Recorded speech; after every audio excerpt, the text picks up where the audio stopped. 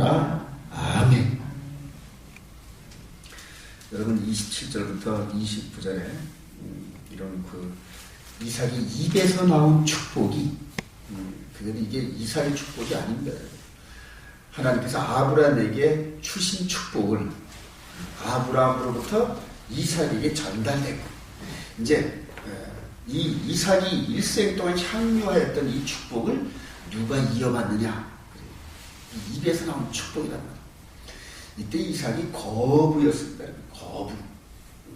그러니까 세상에 보이는 것으로는 아주 거부였단 말이에요. 우리나라의 그 재벌 기업들 중에서 누가 과연 저 기업을 인수인계 받을까?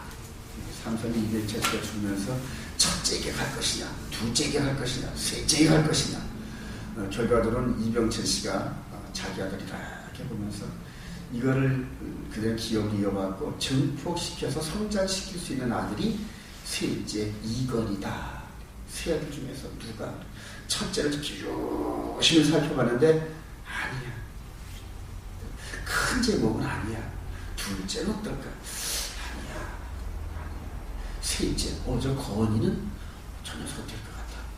그래서 그 부인을 홍씨가 장가 보내가지고 든든한 백그라운드. 지금 중앙일보 사장 홍석현 씨가 천암 아닙니까? 천암 배우죠. 그래서 그 셋째에게 힘을 실어주시기 위해서, 힘을 실어주려고 여러 좋은 사람들, 자기를 통하여 있던 이런 사람들의 이 가신들을 그에게 붙여줘가지고. 그대로 그 아버지 이병철 씨가 디자인한 대로 아들 이건 씨가 지금 계속해서 그걸 이어받고. 그리고 또 누구한테 간다? 이재용 씨한테 이렇게 가잖아요. 그리고 이재용 씨한테 큰 걸 주고 딸들한테 조그만 거 줬는데 그 조그만 것도 어마어마하게 크잖아요. 우리들한테는 이게 엄청나게 큰 거라고. 자, 세상적인 그런 그 재물과 이런 부분들도 그렇게 이렇게 보고 주는데, 그래요. 오늘 이 이삭이 이제 나이가 이때가 한 이제 150세쯤, 180대 죽었어요. 이삭이. 그러니까 150세쯤 됩니다. 아직도 30년 정도가 더 살아야 되는데 술명은 내 길을 알지 못하니까 내가 죽기 전에 이러다가 내가 그게 몸도 아프고 눈도 안 보이는데 죽는 거 아니야. 그래서 빨리 후계자를, 즉 영적인 후계자를 그대로 지명하려는 그런 과정 속에 일어났던 일들입니다. 이삭의 마음은 누구한테 가 있다? 에사한테 가 있어요. 털북순에다 씩씩하고 그러니까 사냥꾼의 그 씩씩한 대장부, 리더십도 뛰어나단 말이에요. 그래서 이삭이 늘 생각을 할 때 아버지 때는 318명이었어요. 그러니까 자기 방계 그 기업이 318명이 아브라함의 그 양떼와 소떼를 분양받아가지고 여기저기 흩어져서 목축업을 하다가 가을에 결사를 보러 오는 사람들이 318명이었다. 그러니까 그들이 유사시에는 뭐가 된다? 군인이 된단 말이에요. 그러니까 318명이 분양했다. 근데 그 아들 이삭 때는 하나님께서 한 10배 정도는 축복하죠. 그러니까 318명이 미천 명으로 뿌려놨단 말이에요. 그러니까 한 지역의 왕이 두려움을 누리고 그대로 와서 조약 맺자. 상호 이렇게 그대로 무슨 조약을 합니까? 우리 우호 조약 맺자. 그래서 니네 민족과 우리 민족이 서로 싸우지 말자. 길거리에서 만나다가도 어디 족속이야? 우리 이삭 지파야. 우리는 그대로 누구니까 아비멜렉. 그래서 그 부하들이 서로 만나면 샬롬 이렇게 하기로 우리가 조약을 맺자 이렇게 했더니 얼마나 그대로 강대한 그런 그 일종의 군사력을 갖고 그래요. 자, 그렇게 해서 이것을 이 많은 사람들을 통솔하려니까 들사나이들 목축업을 하는 이런 사람들을 통솔하면서 이 가업을 축복시킬 사람, 증폭시킬 사람이 누군가 하고 늘 봤겠죠. 예서일까? 야곱일까? 근데 여기서 이 예복은 암사대 같은 엄마 치마를 이렇게 들으면서 부엌에 가서 요리나 할 줄 알고 그냥 그렇다는 얘기예요. 근데 그 예서는 살아야 되게 씩씩하게 사냥이 오면은 그냥 이들의 사슴 같은 어깨가 탁 내고 올라와가지고 여기다 탁 내면서 아버지께 제일 맛있는 부분 해가지고 해드려. 이런 식으로 해서 아버지를 늘 만족하려. 저 같아도 예서한테 기업을 물려주겠어요. 근데 여러분, 우리가 이렇게 한번 생각해 볼 때 우리의 심령폐부를 바라보시면서 우리의 그 영원한 영의 세계까지 미리 내다보시는 하나님께서 말씀하신 건 변하지 않아요, 여러분. 우리 한번 창세기 25장 한번 가볼까요? 25장. 야곱과 에서가 아직 낳기도 전에 하나님께서 미래에 대한 이런 부분들을 예언을 하셨어요. 우리 창세기 25장 23절 한번 봅시다. 23절 시작. 여호와께서 그에게 이르시되 두 국민이 내 태중에 있구나. 두 민족이 내 복중에서부터 나누리라. 이 족속이 저 족속보다 강하게 있고 큰 자가 어린 자를 섬기리라 하였더라. 그래서 큰 자는 에서, 작은 자는 야곱. 이것을 장로교적인 그런 예정론을 볼 때 하나님께서 그렇게 예정하셨어. 형 에서는 버린 민족으로, 그리고 동생 야곱은 하나님이 선택한 민족으로. 이게 이제 말라기에 가면은 내가 야곱 지파, 야곱의 후손들인 너희들은 사랑했고 그 다음에 에서의 후손들은 내가 미워했다. 그렇게 말씀이 증거되어 있어요.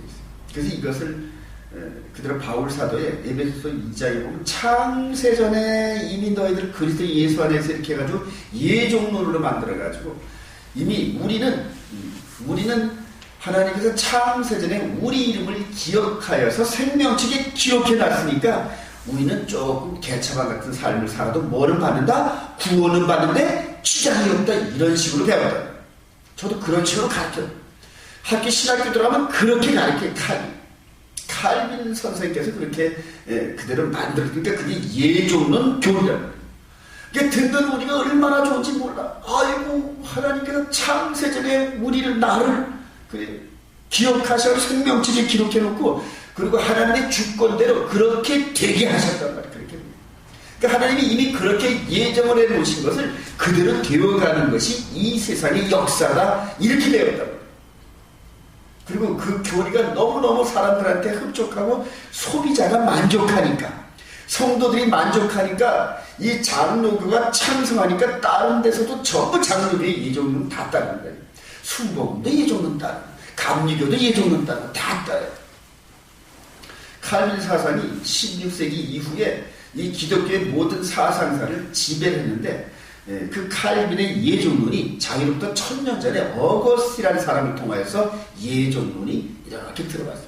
근데 이 예정론의 원조는 그들의 이방 종교인데 숙명론, 운명론이 그게 살짝 바뀌어져 가지고 어거스티를 통하여서 이 바울 사도의 글들을 해보니까 창세전에 선택했다잖아. 창세전에 이 세상을 만들기 이전에 이미 우리를 선택했다. 그리고 그렇게 선택하고 디자인되어진 그런 하나님의 계획이 지금 이렇게 되어져 가는 거야. 그러니까 이방 종교의 운명론이 이렇게 변형되어져. 여러분 인도에 가면은 그들의 그 계급이 8개가 되어 있는데 이미 우리가 태어나기 전에 8계급으로 그게 되어져 있어서 맨 하층 계급은 상층 계급에 순종하며 사는 것이 너희들의 태어난 운명이야. 이렇게 했다. 종으로 태어난 자는 종이고 계속 종이고 그래서 신분 상승이 불가능한 거야. 인도에서. 지금 그래서 지배층들이 항상 이런 부분에서 이 하층인들이 이 반항하지 못하게끔 항상 그런 논리로 우리는 로얄층이야, 선민이야, 하나님께서 즉 신이 우리를 인정한 권력이란다. 그래서 예전에 보면 중세시대에 왕권 신수설, 이 왕의 권세는 하늘부터 내려왔어. 그러니까 감히 너희들이 반항하면 누구 뜻을 거역하는 거야? 하늘의 뜻이. 여러분 이집트에 있는 그 피라미드한테 이런 구조들이 어떻게 가능했을까요? 그대로 이 태양신의 아들 라신의 아들, 태양신의 아들 바로. 그리고 우리가 섬기는 이 임금은 하늘의 태양신의 아들이래. 그러니까 그에게 대적하면 누가 그냥 그대로 저주한다? 태양신이 저주. 그러니까 그 밑에서 그냥 일평생 동안 노예 생활을 하는 거예요. 이게 이방 종교의 사람들을 위한 그런 운명론이란 말이에요. 태어날 때부터 반항할 줄은 몰라요. 죽으라면 죽는 신용까지 하고 이런 식으로 해요. 그게 운명론. 저와 여러분도 그러잖아요. 아유, 그저 운명이니, 그저 운이니, 내 팔자련이 이런 식으로 해서 이렇게 받은 거예요. 저도 그렇게 봤었단 거예요. 아니더라고요. 이것 때문에 한참 동안 새벽 기도를 못했어요. 해답이 안 나오니까. 해답이 나와야 여러분들한테 이 강대성에서 선포하지. 하나님께서 복 중에서, 이 밖에 나오진 않았지만 이 복 중에 있는 이 생명 때부터 이 야곱과 에서의 마음을 읽으시거든요. 그래서 이 야곱은 그냥 이 뱃속에서부터 하나님의 축복의 통로인 장자권을 사모했어요. 그러니까 이 뱃속에서부터 치고받고 싸운 거야. 그냥 내가 먼저 나갈 티야, 내가 형이 될 티야. 야곱이 내가 먼저 나간다니까. 그러니까 에서가 그들은 야야야 순리대로 해. 내가 엄마 이 자궁 안에서 먼저 출구에 있어. 그러니까 내가 먼저 나가야 돼. 그거 이 안에서 싸운 거야. 그러니까 우리가 이 육신적인 태아의 모습이 있지만 그 안에 벌써 이 생명이 들어간 거죠. 그러니까 생명의 씨, 그러니까 그 생명의 많은 씨에 이 큰 나무가 나오는데 그 나무의 모습이 이미 그 씨 안에 다 들어있었던 거예요. 그리고 그 땅에 묻으면 그게 싹이 나고 이렇게 모양을 갖춰서 큰 거목이 되는 것이 그 작은 씨 안에 다 들어있단 말이에요. 저와 여러분들이 이 육신의 삶의 이런 모든 부분들이 이미 우리의 엄마 뱃속 안에서 이렇게 형성이 되어 간단 말이에요. 뱃속에서부터 작은 자인 야곱이라는 녀석이 이 벌써 아버지 이삭으로부터 아브라함부터 내려왔던 이런 하나님의 그 영적인 축복, 이 장자권에게 전달되어지는 이 축복을 사모해서 이 뱃속에서부터 다퉜단 말이에요. 천국은 뭐 하는 자? 침노하는 자, 사모하고 들어가려는 자. 여러분들 이렇게 보면은 이 남자의 정자가 이런 말이라 그러잖아요. 이런 말 중에서 딱 하나가 난자가 착근을 합니다. 그러니까 난자의 착근을 딱 하면 나머지 이런 말 중에서 하나 외에는 들어가지 못하는 딱 그 표피에 그 막을 씌운다 하잖아요. 그게 이제 그 요즘에 그 뭐 다큐멘터리 데서 나와요. 그러니까 그 정자가 그냥 헤엄을 쳐가지고 어떻게든지 최고 속도로서 난자한테 가서 딱 들어가면은 최고로 강한 자란 말이야. 최고로 빠른 자라. 나머지는 전부 다 죽는. 마찬가지예요. 그러니까 하나님께서 천국을 정말로 사모하는 자. 근데 여기서 북쪽에서 이렇게 싸우는 것을 하나님께서 영어로 볼 때 어이구 작은 놈이 저렇게 사모해. 근데 큰 놈은 장자권이라는 그 영적인 축복은 별 관심이 없어. 그러니까 이 뱃속에 있으면서 작은 놈이 그대로 장자권을 이어받으라. 예언을 하시. 할렐루야. 그리고 그게 그대로 나온 거야. 그냥 그대로 이 야곱이 그냥 그대로 먼저 나가려고 손을 먼저 팍 내렸다. 그러니까 이거를 그 산파가 여기다 요거 나오면 형이야. 그리고 손목을 내는데 도로 들어가더라. 그러니까 예서가 짜고다니고 이놈이 질서를 지켜야지. 그리고 이제 지가 먼저 나왔단 말이야. 그래서 그것을 이 손에 붉은 줄을 맨 요것을 그대로 야곱, 요놈 발뒤꿈치 잡은 자, 요렇게 해가지고 야곱인데 그게 사기꾼이라는 의미가 있단 말이에요. 이것이 나중에 장성해가지고 오늘 이 창세기 27장의 이 배경이 나이가 두 아들의 나이가 적어도 60에서 70 정도 됐을 때, 노총각이었을 때 그대로 그렇게 된 일입니다. 물론 예서가 장가를 갔죠. 나이 40에. 그래서 이 둘이 나중에 이제 팥죽 갖고 장자권을 싸우는 이런 것들이 지금 뱃속에서부터 있었던 거고. 그리고 결과적으로 누가 차지한다? 야곱이 차지해. 형이 예서가 그래 알았어. 그 네가 갖고 그 보이는 팥죽 한 그릇 가져와. 그래서 팥죽 한 그릇에 장자권을 팔아먹었는데 말의 씨가 자기가 한 말이 그대로 실제로 이루어지더라고요. 여러분들이 말 조심을 엄청나게 해요. 그리고 나중에 올릴 본문에서 이삭이 누구에게 줄까 했던 이런 부분들이 그대로 하나님의 그 뜻대로 이어지는 과정에서 리브가가 그 얘기를 듣고 그런 식으로 해서 아버지 입술에서 떨어지는 그 축복을 그 이삭 아버지는 에서에게 가려니 하고 맛있는 고기도 먹고 포도주 한잔 쫙 먹고 술이 취해가지고 그냥 있는 대로 다 쏟아버려. 있는 대로. 근데 그 축복이 우리 다시 한번 읽어봅시다. 28장 창세기 27장 28장 너무너무 이게 귀해요. 하나님은 시작. 하나님은 하늘의 이슬과 땅의 기름짐이며 풍성한 곡식과 포도주를 네게 주시기를 원한다. 만민이 너를 섬기고 열국이 네게 굴복하리니 내가 형제들의 주가 되고 내 어머니의 아들들이 네게 굴복하며 너를 저주하는 자는 저주를 받고 너를 축복하는 자는 복을 받기를 원하노라. 이게 이대로 진행. 나중에 이스라엘과 예루살렘을 향하여 기도하는 자는 복되도다. 이스라엘 백성들을 축복하는 자는 축복을 받는다. 저와 여러분들이 이스라엘을 축복할 줄 믿으시면 아멘. 아멘. 온 이스라엘 아멘. 이 비밀을 깨달아. 아멘. 그리고 육신적인 이스라엘 백성들도 예수 그리스도를 믿어야 이제는 진정한 이스라엘들. 이방인들 저와 여러분들도 예수 그리스도를 영접하면 이스라엘이 된다. 그러니까 이 두 육신적으로 이스라엘과 이방인이 연합을 해서 한 새 사람을 만들고 할렐루야. 그게 에베소서 2장이다. 그래서 온 이스라엘이 구원을 얻으리라. 하나님께서 아브라함과 그 후손들을 중심권에 놓고 이방인들을 전부 그 안에 들어오게 해서 축복을 주시고, 그리고 하나로 묶어가지고 나중에 알곡으로 만들어서 하늘 창고로 가져가시는 것이 역사의 뜻이란 말이에요. 이게 깨달아지더라고요. 이해가 되시면 아멘. 한 가지 더 위험할 것 같지만 한 가지 권면하고 마치 육신의 야곱은 형을 속이고 쟁취했어요. 어쨌든 간에 그게 이루어졌는데 그 방법이 좋지 않았다는 거예요. 그래서 이 야곱, 사기꾼 같은 이 야곱을 이제 타양객지에 보내가지고 고생을 죽도록 시켜놓고 나중에 뭘로 만든다? 이스라엘을 만든다. 그러니까 야곱, 사기꾼 같은 요놈, 이놈을 합법적으로 하나님께서 축복을 하시는데 깨끗한 그릇이 되겠다. 그러니까 깨끗이 못한 이 야곱을 타양객지 죽도록 고생시켜놓고 그 다음에 마음을 정결하게 하고 그릇을 만들어서 합법적으로 하나님께서 축복을 하신대요. 그러니까 비록 육신적으로 시작을 했지만 나중에 영으로 끝난다. 영. 이해가 되시죠? 제가 여러분들에게 정결해지라는 이유가 바로 하나님의 뜻이 거기에 있다.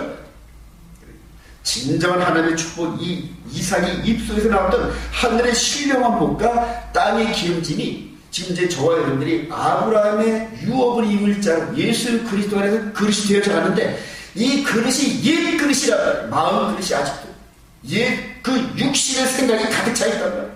그러니까 이걸 하나님께서 설거지되고 청소를 해야 하늘의 신령한 복을 부으신단 말이에요. 이어주시면 아멘. 우리 야고보서 3장 한번 읽고 마치도록 합시다.